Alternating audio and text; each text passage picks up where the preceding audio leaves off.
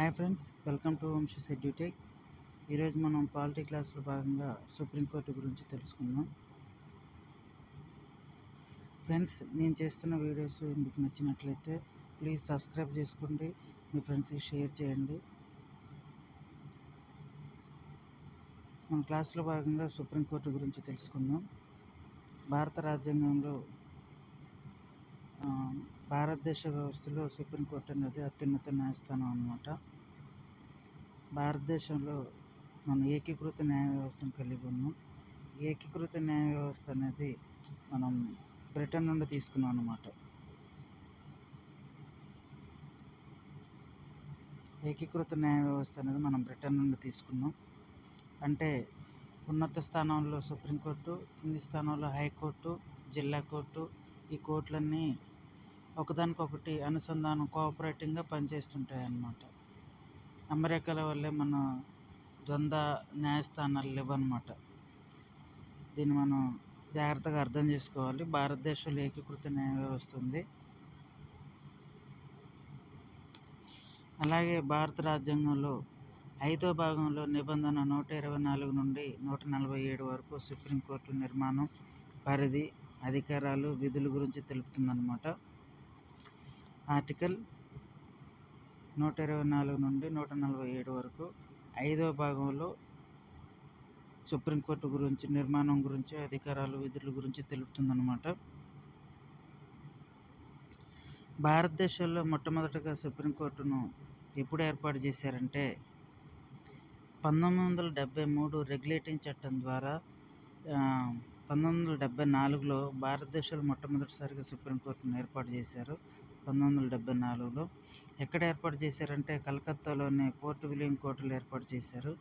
ఈ port William court అనేది మనకి హిస్టరీ క్లాస్లో కూడా చాలా ఇంపార్టెంట్ అనమాట. కలకత్తా నగర్ నిర్మాత, పోర్ట్ విలియం కోట నిర్మాత ఎవరంటే జాబ్ చార్నాక్.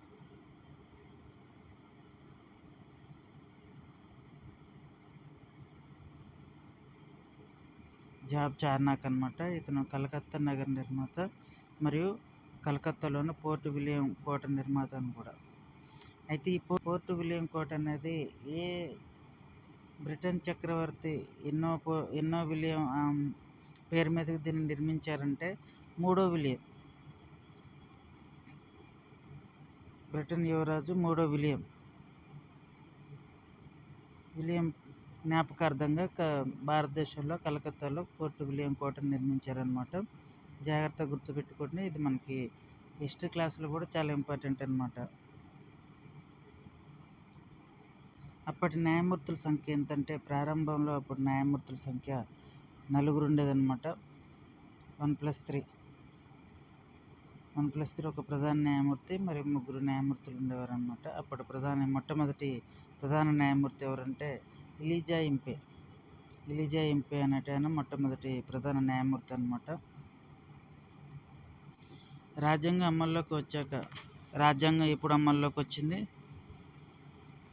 1950 జనవరి 26న రాజ్యాంగం అమల్లోకి వచ్చిందనమాట. సుప్రీంకోర్టును ఎప్పుడు ఏర్పాటు చేశారంటే 1950 జనవరి 28న ఏర్పాటు చేయడం జరిగింది. చాలా ఇంపార్టెంట్, దీన్ని గుర్తుపెట్టుకోండి. 1950 జనవరి 28న సుప్రీంకోర్టు ఏర్పాటైందనమాట. అప్పటి న్యాయమూర్తుల సంఖ్య 1+7, టోటల్ అంతా 8 మెంబర్స్ అనమాట. ఒక ప్రధాన న్యాయమూర్తులు ఉండేవారు అనమాట. అప్పటి ప్రధాన న్యాయమూర్తి ఎవరంటే హెచ్జే కానియా. ఇది కూడా ఇంపార్టెంట్ మనకి. ఎలిజా ఇంపే ఇంపార్టెంట్, కానిజా ఇంపార్టెంట్ అండి. ఎలిజా ఇంపే మనకి స్వతంత్రానికి ముందు మొట్టమొదటి ప్రధాన న్యాయమూర్తి. మనకి స్వాతంత్రం వచ్చిన తర్వాత, రాజ్యాంగం అమల్లోకి వచ్చిన తర్వాత మనకి ప్రధాన న్యాయమూర్తి ఎవరంటే హెచ్జే కానియా.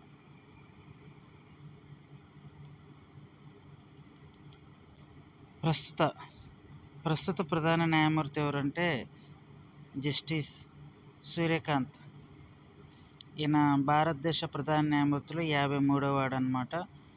జస్టిస్ సూర్యకాంత్. ఈయన ఫిబ్రవరి 9, 2027 వరకు ఇతని పదవీ కాలం 2027 ఫిబ్రవరి 9 వరకు ఉందన్నమాట. ఫిబ్రవరి 9, 2027.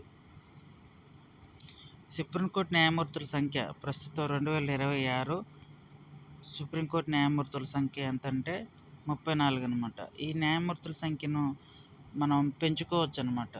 ఈ న్యాయమూర్తుల సంఖ్యను పెంచే అధికారం ఎవరికి ఉంటుందంటే భారత పార్లమెంటుకు ఉంటుందన్నమాట. మరి సుప్రీంకోర్టు ప్రధాన న్యాయమూర్తి మరి ఇతర న్యాయమూర్తుల జీతాలు ఎంత ఉంటాయంటే, సిజేఐ జీతం ప్రధాన న్యాయమూర్తి జీతం 2,80,000 ఉంటుంది. అలాగే మరి ఇతర న్యాయమూర్తుల జీతం 2,50,000 ఉంటుందన్నమాట.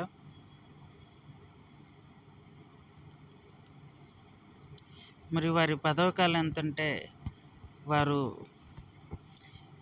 ఏ సంవత్సరంలో ఏ వయసులో వారు అపాయింట్ అయినా కానీ రిటైర్మెంట్ మాత్రం 65 ఇయర్స్ అనమాట. వాళ్ళకి పదవి కాలం అనేది ఉండదు. 65 సంవత్సరాలు 20 సంవత్సరాలు వచ్చినప్పుడు వారు రిటైర్ అవుతారు. 65 సంవత్సరాలు రాకముందు దాకా వారు పదవిలో కొనసాగుతారనమాట. గుర్తుంచుకోండి ఫ్రెండ్స్, వీళ్ళకి పదవి కాలం అనేది ఉండదు. రిటైర్మెంట్ వయసు మాత్రమే ఉంటుంది. 65 సంవత్సరాలు వచ్చినప్పుడు వారు రిటైర్ అవుతారనమాట. అలాగే మనం తెలుసుకున్నాం, భారత రాజ్యాంగంలో ఆర్టికల్ 124 నుండి 147 వరకు సుప్రీంకోర్టు గురించి తెలుపుతుందని చెప్పేసి. ఈ 124 క్లాస్ 2 ఏం తెలుపుతుందంటే న్యాయమూర్తుల నియామకం. 124 క్లాస్ 2 ఏం చెప్తుందంటే న్యాయమూర్తుల నియామకం. సుప్రీంకోర్టు న్యాయమూర్తులు నియమించేది ఎవరంటే రాష్ట్రపతి వీరితే ప్రమాణ స్వీకారం చేపిస్తాడనమాట రాష్ట్రపతి. అలాగే వీరి రాజీనామా పత్రాన్ని కూడా రాష్ట్రపతికి సమర్పిస్తారు. ఒకవేళ వీరు తమ పదవికి రాజీనామా చేయాలనుకుంటే తమ రాజీనామా లెటర్ని కూడా రాష్ట్రపతికి సబ్మిట్ చేస్తారనమాట. ఆర్టికల్ 124 క్లాస్ 3 ఆర్టికల్ 124 క్లాస్ 3 ఏం తెలుపుతుందంటే న్యాయమూర్తికి ఉండాల్సిన ప్రధాన అర్హతలు అన్నమాట. ముఖ్యమైన అర్హతలు ఏంటో వాటి గురించి తెలుసుకుందాం. భారత పౌరుడే ఉండాలి. హైకోర్టులో కనీసం 5 సంవత్సరాలు న్యాయమూర్తిగా పనిచేసిన అనుభవం ఉండాలన్నమాట. దేశంలో ఏదైనా హైకోర్టులో 5 సంవత్సరాలు న్యాయమూర్తిగా పనిచేసిన అనుభవం అనేది ఉండాలి. మూడోది ఏంటంటే ఏదైనా హైకోర్టులో కనీసం 10 సంవత్సరాలు న్యాయవాదిగా అనుభవం ఉండాలన్నమాట. న్యాయమూర్తిగానేమో 5 సంవత్సరాలు, న్యాయవాదిగానేమో 10 సంవత్సరాలు అన్నమాట. వీటితో పాటు రాష్ట్రపతి దృష్టిలో ప్రముఖ న్యాయ కోవిదుడై ఉండాలన్నమాట. న్యాయశాస్త్రంలో నిష్ణాతుడై ఉండాలి. ఈ 4 అర్హతలు ఉన్నట్లయితే మనం సుప్రీంకోర్టు న్యాయమూర్తులుగా నియమించడానికి అర్హత కలిగి ఉంటాం అన్నమాట. జాగ్రత్తగా గుర్తుంచుకోండి. వీటిలలో మన ఎగ్జామ్ పాయింట్ ఆఫ్ వ్యూలలో సుప్రీంకోర్టు న్యాయమూర్తికి ఉండవలసిన కనీస అర్హతలు అనేవి అడిగినప్పుడు ఇవి చాలా ఇంపార్టెంట్ అన్నమాట. మనం ఆల్రెడీ ఇందాకలా మనం డిస్కస్ చేసామన్నమాట. ఆర్టికల్ 124 క్లాస్ 2 ప్రకారం వారు రాజీనామాను సుప్రీంకోర్టు న్యాయమూర్తులు తమ రాజీనామా పత్రాన్ని రాష్ట్రపతికి సమర్పిస్తారనమాట. మనం ఇందాకలు కూడా ఆల్రెడీ చెప్పుకున్నాం. రాష్ట్రపతికి సమర్పిస్తారు. వీరి చేత ప్రమాణ స్వీకారం చేయించేది కూడా రాష్ట్రపతి అన్నమాట. వారి వేతనాలు ప్రధాన న్యాయమూర్తి అయితే 2.8 lakhs, ఇతర న్యాయమూర్తులకైతే 2.5 lakhs. న్యాయమూర్తుల తొలగింపు 124 క్లాస్ 4లో ఉంటుందన్నమాట. ఏ విధంగా తొలగిస్తారంటే హైకోర్టు మరియు సుప్రీంకోర్టు ప్రధాన న్యాయమూర్తులు మరియు ఇతర న్యాయమూర్తులను ఎలా తొలగిస్తారో దానికి ఒక ప్రాసెస్ ఉంటుందన్నమాట. దాని గురించి మనం తెలుసుకుందాం. దీని గురించి తెలియజేసే రాజ్యాంగ నిబంధన ఏంటంటే 124 క్లాస్ 4. న్యాయమూర్తులు అసమర్థత మరియు దుష్ప్రవర్తన అన్న కారణాలతో వీరిని తొలగించవచ్చు అన్నమాట. అయితే వీరిని తొలగించే తీర్మానాన్ని మొదట ఏ సభలో ప్రవేశపెట్టాలంటే ఏ సభలోనైనా ప్రవేశపెట్టవచ్చు అన్నమాట. వీరిని లోక్సభలో కానీ రాజ్యసభలో కానీ ఏదైనా సభలో వీరిని తొలగించే తీర్మానాన్ని ప్రవేశపెట్టాలన్నమాట. అయితే వీరిని తొలగించే తీర్మానాన్ని ప్రవేశపెట్టే ముందు ఆ సభలో కనీసం సభ్యుల మద్దతు ఉండాలన్నమాట. లోక్సభలో అయితే 100 మంది, రాజ్యసభలో అయితే 50 మంది సభ్యుల మద్దతు ఉండాలి. ఈ మద్దతు ఉంటేనే తొలగింపు తీర్మానాన్ని సభ ఆమోదిస్తుంది అన్నమాట చర్చకు. కనీస సభ్యులు మద్దతు ఇచ్చిన తర్వాత సుప్రీంకోర్టు మరియు ఇతర న్యాయమూర్తులు, హైకోర్టు మరియు ఇతర న్యాయమూర్తులను తొలగించే విధానం ప్రాసెస్ ఏంటంటే పార్లమెంట్ ఉభయ సభలు లోక్సభ మరియు రాజ్యసభల్లో 2/3 వంతు మంది సభ్యులు మెజారిటీగా ఆమోదిస్తే తీర్మానాన్ని ఆమోదించాలి. అలా తీర్మానం ఆమోదించబడితే రాష్ట్రపతి వారిని పదవి నుండి తొలగిస్తాడనమాట. వీరిని అపాయింట్ చేసేది రాష్ట్రపతి, వీరిని తొలగించేది కూడా రాష్ట్రపతి. వీరిని తొలగింపు తీర్మానం ఏ నిబంధన అంటే 124 క్లాస్ 4 అనమాట. ఈ విధంగా అసమర్థత, దుష్ప్రవర్తన కారణాల వల్ల వీరిని పదవి నుండి తొలగించే అధికారం ఉంటుందన్నమాట. సుప్రీంకోర్టు ప్రారంభ అధికార పరిధిని గురించి తెలుసుకుందాం. సుప్రీంకోర్టు ఆర్టికల్ 131 ప్రకారం కొన్ని విషయాలలో ప్రారంభ అధికార పరిధిని కలిగి ఉందన్నమాట. వాటి గురించి ఏంటంటే మనం క్లుప్తంగా తెలుసుకుందాం. ప్రారంభ అధికార పరిధి ప్రాథమిక హక్కులు రక్షణకర్త ఎవరంటే సుప్రీంకోర్టు. ప్రాథమిక హక్కుల రక్షణకర్త ఎవరంటే సుప్రీంకోర్టు అనమాట. మనం ప్రాథమిక హక్కులకి భంగం వాటిల్లినట్టయితే ఆర్టికల్ 32 ప్రకారం మనం డైరెక్ట్ సుప్రీంకోర్టును ఆశ్రయించవచ్చు. అలాగే ఆర్టికల్ 226 ప్రకారం మనం హైకోర్టును ఆశ్రయించవచ్చు అనమాట. ప్రాథమిక హక్కుల విషయంలో ప్రారంభ అధికారం పరిధి కలిగి ఉందన్నమాట సుప్రీంకోర్టు. అలాగే కేంద్ర రాష్ట్రాల మధ్య వివాదాలు వచ్చినప్పుడు కూడా వాటిని పరిష్కరించే ప్రారంభ అధికారం సుప్రీంకోర్టుకు ఉంది.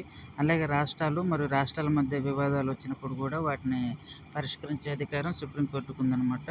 రాష్ట్రపతి, ఉపరాష్ట్రపతి ఎన్నిక వివాదాలు అనమాట. రాష్ట్రపతి, ఉపరాష్ట్రపతి ఎన్నిక వివాదాలు, వాటికి సంబంధించిన వివాదాలను కూడా పరిష్కరించడంలో సుప్రీంకోర్టు ప్రారంభ అధికార పరిధిని కలిగి ఉందన్నమాట.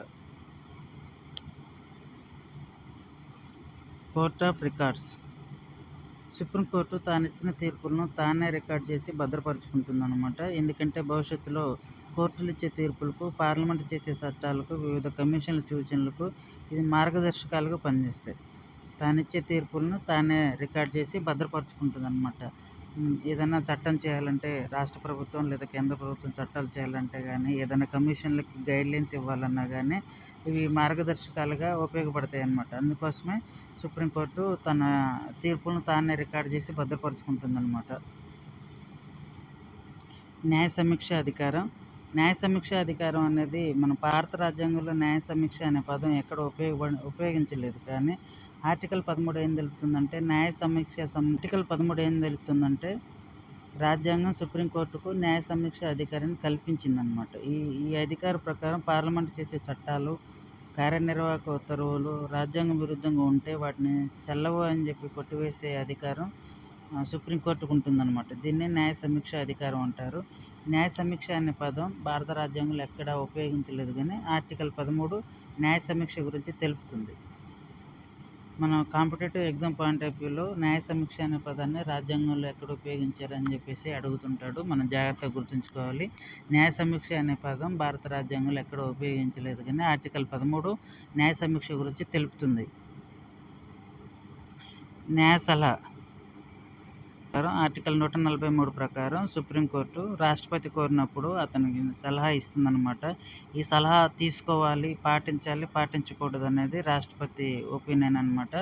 కానీ సలహా ఇవ్వటం మాత్రానికి ఆర్టికల్ 143 ప్రకారం సుప్రీంకోర్టు రాష్ట్రపతికి సలహా ఇస్తుంది. ఏదైనా ఒక విషయంలో రాష్ట్రపతి సుప్రీంకోర్టు సలహా కోరినప్పుడు సుప్రీంకోర్టు అనేది రాష్ట్రపతికి సలహా ఇస్తుంది. దాన్ని పాటించాలి లేదు అనేది రాష్ట్రపతి డెసిషన్ మీద డిపెండ్ అయి ఉంటుందన్నమాట. ఖచ్చితంగా సుప్రీంకోర్టు ఇచ్చిన సలహాను పాటించాలని రూల్ ఏం లేదు. జాగ్రత్తగా గుర్తుంచుకోండి. రిట్స్ జారీ చేసే అధికారం. ప్రాథమిక హక్కులకు భంగం కలిగినప్పుడు ఆర్టికల్ 32 ప్రాథమిక హక్కులకు భంగం కలిగినప్పుడు మనం ఆర్టికల్ 32 ప్రకారం డైరెక్ట్ సుప్రీంకోర్టును ఆశ్రయించవచ్చు అనమాట.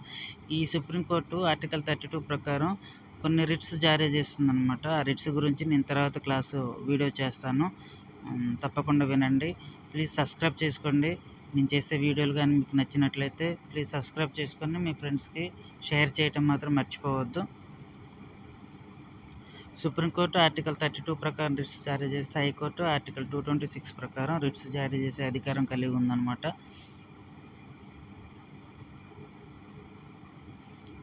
ప్రజా ప్రయోజనాల వాద్యం PIL పబ్లిక్ ఇంట్రెస్ట్ లిటిగేషన్స్ అన్నమాట. పౌరులు తమ సమస్యలు తమకు తామే కోర్టుకు నివేదించి తమ హక్కులను రక్షించుకునే అవగాహన కలిగి లేనప్పుడు వారి తరపున మరో వ్యక్తి కానీ సంస్థ కానీ ఆ విషయాన్ని కోర్టుకు నివేదించవచ్చు. దీన్నే ప్రయోజనాల వాద్యం అంటారనమాట. ఈ ప్రజా ప్రయోజనాల వాద్యం అనే దాన్ని మనం అమెరికా నుండి స్వీకరించడం జరిగింది. భారత రాజ్యాంగంలోకి అమెరికా నుండి స్వీకరించడం జరిగింది. చాలా ఇంపార్టెంట్, గుర్తుంచుకోండి ఫ్రెండ్స్. నా వీడియోలు కానీ మీకు నచ్చినట్లయితే ప్లీజ్ సబ్స్క్రైబ్ చేసుకోండి, మీ ఫ్రెండ్స్కి షేర్ చేయండి. Thank you friends.